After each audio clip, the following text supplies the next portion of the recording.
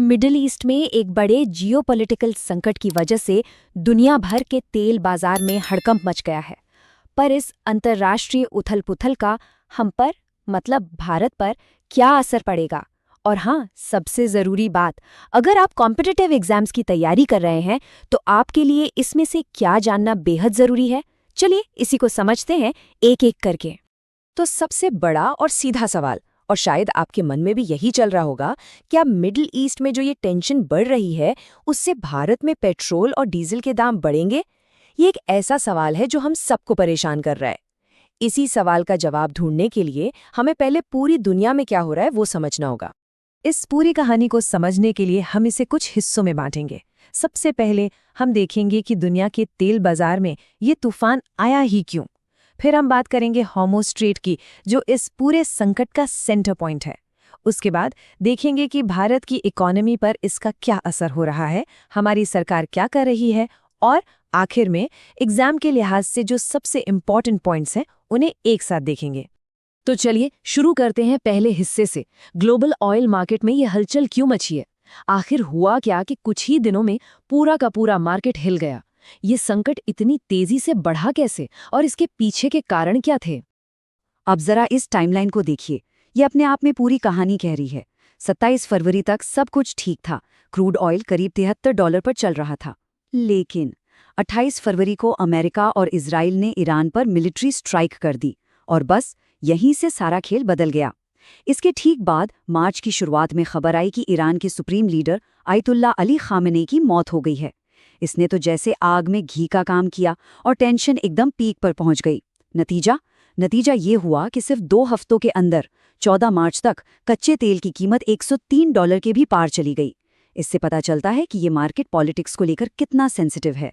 और ये bar chart देखिए, ये उछाल कितना बड़ा था, ये और भी साफ हो जाता है।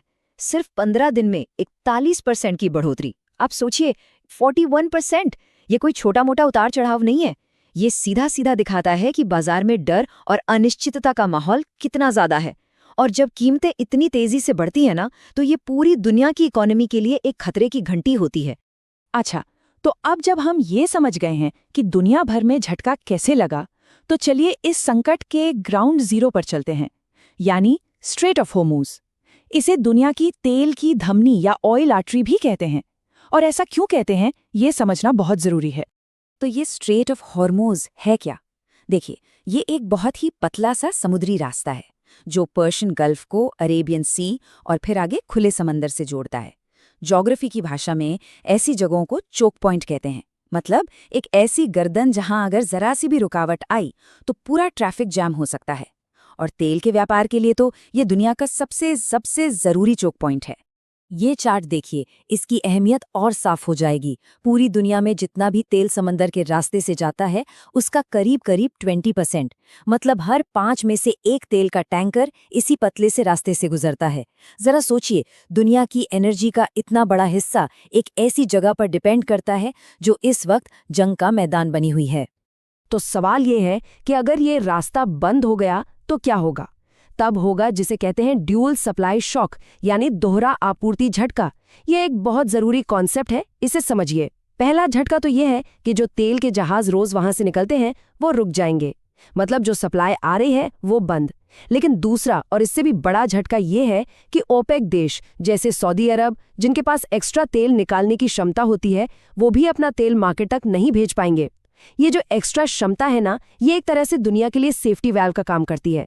और अगर ये भी बंद हो गया तो समझ लीजिए कि संकट से बचने का एक बड़ा हथियार ही हाथ से चला गया। तो ये जो दुनिया भर में संकट चल रहा है, इसका हमारी यानी भारत की अर्थव्यवस्था पर सीधा क्या असर पड़ता है? चलिए अब इस पूरी चर्चा के सबसे जरूरी हिस्से पर आते हैं और भारत पर इसके असर को डिटेल में देखते हैं। ये एक नंबर भारत की हालत को बताने के लिए काफी है। 88%। जी हाँ, हम अपनी ज़रूरत का लगभग 88% कच्चा तेल बाहर के देशों से खरीदते हैं, मतलब इंपोर्ट करते हैं। ये जो इतनी बड़ी निर्भरता है ना, ये हमें बहुत ही कमज़ोर बना देती है। इसका सीधा मतलब है कि दुनिया के तेल बाजार में कोई भी छोटा बड़ा तूफान आता है तो उसकी लहरें सीधे आकर भारत के किनारे से टकराती हैं। और इसका असर जो है वो एक चेन रिएक्शन की तरह होता है। देखिए, सबसे पहले तो हमारा इंपोर्ट बिल बढ़ जाता है।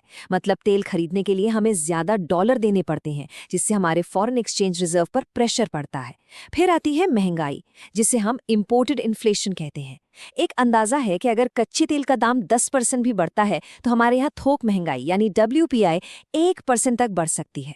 इससे हमारा करंट अकाउंट डेफिसिट यानी घाटा बढ़ता है, डॉलर की डिमांड बढ़ने से रुपया कमजोर होता है, और सबसे आखिर में जब डीजल महंगा होता है तो ट्रकों का भाड़ा बढ़ता है, और उससे फल सब्जी से लेकर आपकी रोज की हर चीज महंगी हो जाती है। ये असर सीधा हम सबकी जेब पर पड़ता है। अब इतनी गंभीर सिचुएशन है तो भारत अपनी एनर्जी सिक्योरिटी के लिए कर क्या रहा है? जाहिर है सरकार चुप तो नहीं बैठ सकती। तो चलिए देखते हैं कि भारत की स्ट्रैटेजी क्या है। किसी भी संकट से लड़ने के लिए एक बैकअप प्लान, एक बफर होना बहुत जरूरी है। तेल के मामले में ये बफर है स्ट्रेटेजिक पेट्रोलियम रिजर्व्स या SPR। इस टेबल में आप देख सकते हैं कि भारत के पास अपने स्ट्रेटेजिक और कमर्शियल दोनों तरह के रिजर्व को मिलाकर लगभग 74 दिनों का तेल स्टॉक में है। हाँ, ये चीन के 110 से 140 दिनों से तो कम है, लेकिन पाकिस्तान के 30 दिनों से काफी बेहतर है। ये रिजर्व हमें बाजार में अचानक आने वाले झटकों को सहने की हिम्मत देता है। तो सरकार इस प्रॉब्लम से निपटने के लिए एक 3 pronged यानी 3 तरफा रणनीति पर काम कर रही है। पहला, शॉर्ट टर्म के लिए जरूरत पड़ने पर अपने स्ट्रेटेजिक पेट्रोलियम रिजर्व्स का इस्तेमाल करना। दूसरा, मिड टर्म के लिए अग्रेसिवली नए नए देशों से तेल खरीदना ताकि हमारी निर्भरता किसी एक इलाके पर न रहे। और तीसरा, जो कि लॉन्ग टर्म सोल्यूशन है, वो है पेट्रोल डीजल पर हमारी निर्भरता को ही कम करना, जिसके लिए रिन्यूएबल एनर्जी जैसे सोलर पावर और इलेक्ट्रिक गाड़ियों को तेजी से आगे बढ़ाया जा रहा है। और ये स्लाइड दिखाती है कि हमारी डाइवर्सिफिकेशन की पॉलिसी कितनी कामयाब रही है। देखिए, 2006-07 में हम सिर्फ 27 देशों से तेल खरीदते थे। आज ये नंबर बढ़कर 40 हो गया है। इसका क्या मतलब है? इसका मतलब है कि हमने अपने रिस्क को कई देशों में बांट दिया है। अगर कल को मिडिल ईस्ट में संकट और भी गहराता है तो हमारे पास रूस, अमेरिका या लैटिन अमेरिकी देशों से तेल खरीदने का ऑप्शन खुला है। ये एक बहुत ही स्मार्ट और जरूरी कदम है। और अब आते हैं सबसे जरूरी हिस्से पर। चलिए उन मेन पॉइंट्स को एक साथ देख लेते हैं जो आपको अपने एग्जाम्स के लिए जरूर याद रखने हैं। ये इस पूरे विश्लेषण का निचोड़ है। इन फैक्ट्स को एकदम रट लीजिए। भारत की कच्चे तेल पर इंपोर्ट डिपेंडेंसी है करीब 88%। स्ट्रेट ऑफ हॉर्मुज से दुनिया का करीब 20% तेल गुजरता है। तेल की कीमत में 10% की बढ़ोतरी भारत में WPI को 1% तक बढ़ा सकती है। भारत का टोटल ऑयल रिजर्व लगभग 74 दिनों का है। भारत अब 27 के बजाय 40 देशों से तेल खरीदता है।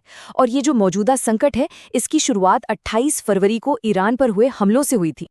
ये एक लाइन इस पूरी सिचुएशन को बहुत अच्छे से समझाती है। खाड़ी क्षेत्र का संघर्ष ये दिखाता है कि युद्धों का असली असर अक्सर एनर्जी मार्केट ही तय करते हैं। मतलब आज की दुनिया में जंग सिर्फ बॉर्डर पर नहीं बल्कि इकोनॉमी और एनर्जी के मोर्चे पर भी लड़ी जाती है। और आखिर में एक सवाल जो आपके मेंस एग्जाम में आ सकता है, मध्य पूर्व की अस्थिरता का भारत की ऊर्जा सुरक्षा और अर्थव्यवस्था पर पड़ने वाले प्रभाव पर चर्चा करें।